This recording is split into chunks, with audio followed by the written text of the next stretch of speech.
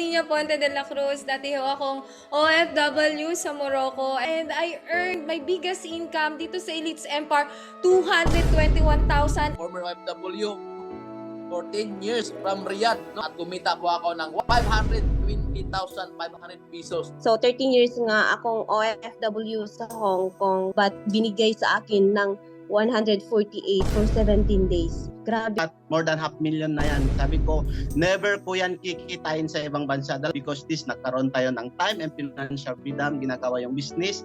And my name is Melody Talon, dating OFW from Taiwan for 8 years. Bago kumita ko ng 585,414 na never ko kayang kitain sa ibang bansa. No, dati ring OFW from Saudi and also galing din sa Qatar, no? So 11 years na rin ako kumita ako ng 221,500.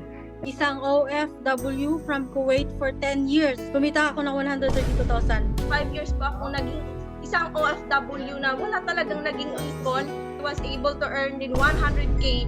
Na magbibigay sa'yo ng time and financial freedom. You will never know kung hindi ka mag-try. This is the right opportunity na gawin mo. Ito na rin yung pangarap ko na makauwi ka ng Pilipinas. Exit plan kung bakit ako nakauwi for good, no? Na-enjoy ko yung life dito sa Elites Empire. Ito yung life na gusto ko. Kakauwi ka rin for good and ikaw na yung next na maging top earner.